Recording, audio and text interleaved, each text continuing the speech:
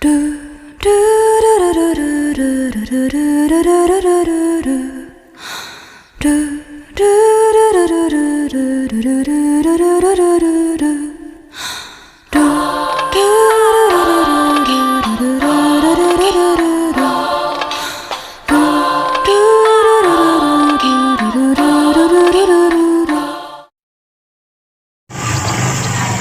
araw sa lahat. Ako po si Laura Alonso, ang determinadong B.Ed ng Autobus College.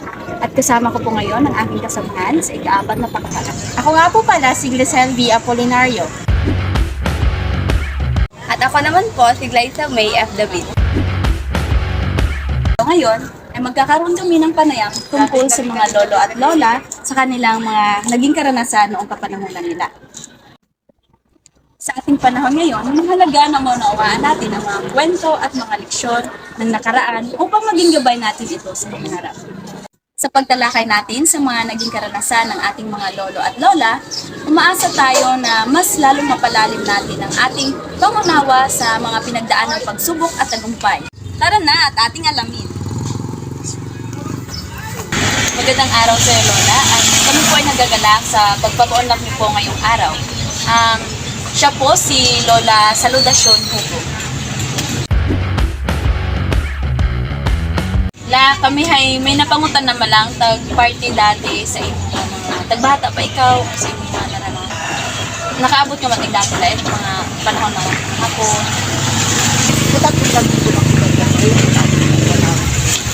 Mga kultura man na mga dati. Mga wak makarang na wa utama na ginagawin mga tao. Panabuyan ng trabaho man. Nakasari man mga trabaho. Kaya saan pagkatuloy marami. Mga kahit nga. Makaagi ko mating mga na dati lahat, mga gaharana, mga naharanahan ka. Ay, sugid yan. Kaya pangasawa ako kaya ang edad-hay ka. Buwan ako, 15. Kaya hadlok nga niya ako, karanahan ako. Nakurog, ang nakurog.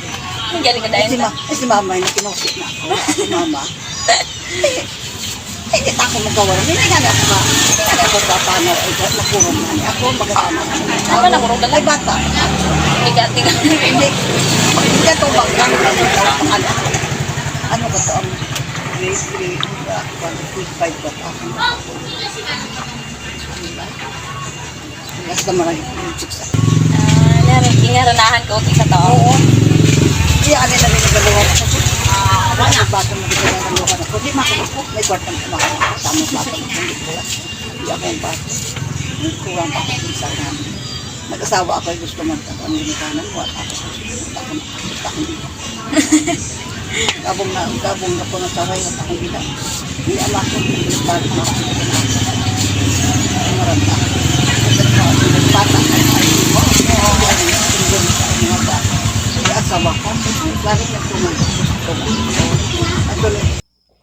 Sorry, ging record ko lang doon. Hambang ni Lula dapat kasi do palibot ay masyadong masangag. May mga truck na nagaagi ag may kung alin pa.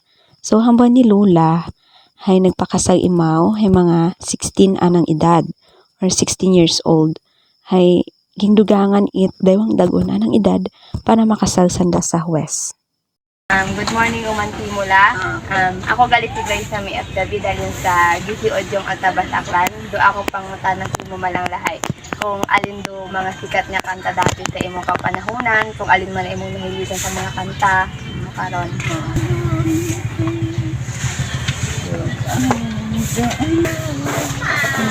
What lonely till you came.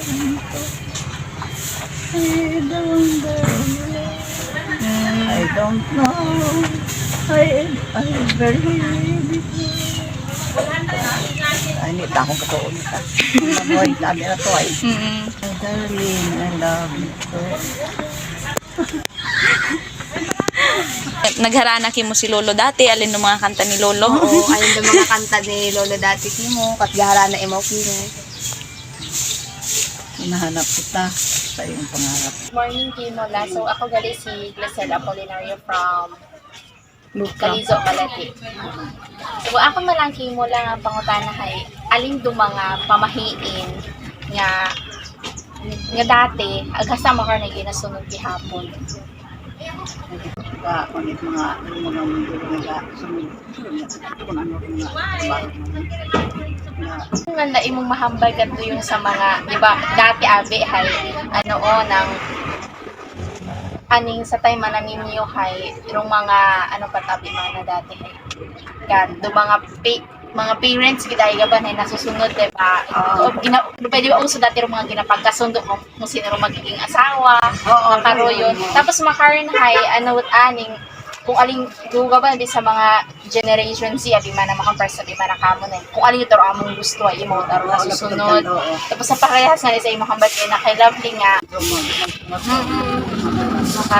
makaroon so ano man imong mahambal or alin man imong opinion tungkol sa mga kabataan man na makaroon na limit na nilo ginaubra kat nagpagbuot natuwa ta dati wag ita ng sundaro dati manami mo trabaho ng mga ako ay sunod ka sana ko kan mga sunod sila na kamangairan kan ako parang pag-alaga na ako na siya nga ron ka ako ang tuwa ka po sa kumaman ako na Manila ako naka-graduate college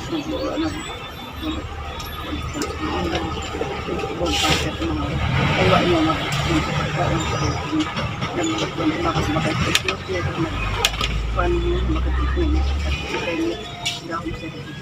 online.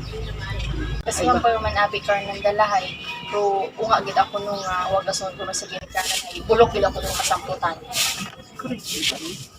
Pero ay namin samputan sa pagpila pagtiis o sinakon na pagpili sa saging baligya sa mga tambo sa pero may alagang panabago huwag man ako nakapasag magsalit huwag man ako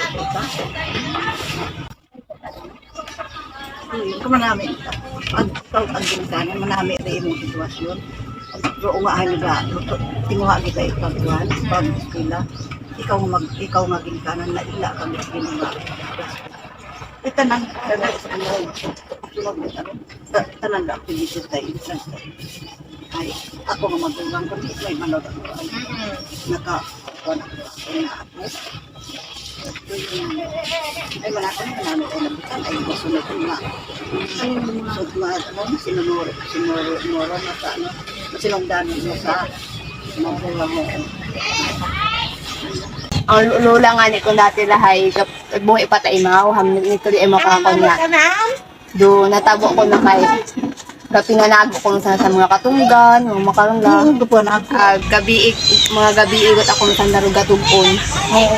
ay ikita na rin dato tayo gato yung kwanto gato nandayo na tumanda ay grabe sa ay kan mga nga na kilkil mga yes kargaw mo gilang ay agad mo ay one ay imo uma Tinangis dahil. ginawa ni mo pinahipos iba mo tinag si batan tukwan again Sa pagtatapos ng ating pag-uusap, Lola, sa mga naging karanasan niyo po noong kapanahunan niyo, nais po namin magpahayag ng pusong pasasalamat sa inyo, Lola Saludat Tutnogo, sa pagbabahagi ng inyong kwento at kaalaman. Ang inyong mga salaysay ay nagbigay sa amin at sa mga tagapanood ng mas malalim na pangunawa sa yaman ng iyong karanasan at kaalaman sa inyong nakaraan.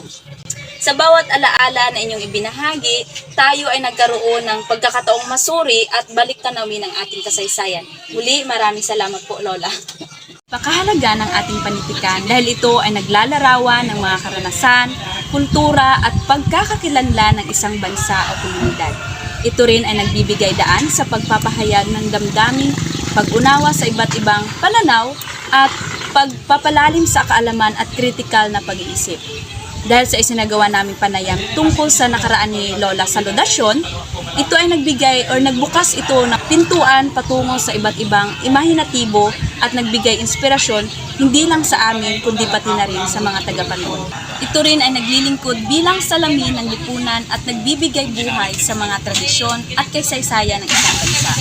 Sa kabuuan, ang halaga ng panitikan ay hindi maaaring maliitin dahil ito ay naglalarawan at naglilingkod bilang isang mahalagang bahagi ng kultura at identidad ng isang lipunan. Sa mga manunood, hinihimo ko kayong ipagpatuloy ang pagpapahalaga at pagbibigay halaga sa mga kwento at leksyon ng ating mga nakakatanda. Muli, maraming salamat po.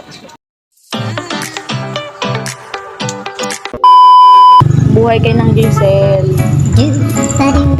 Buhay kayo ng Giselle.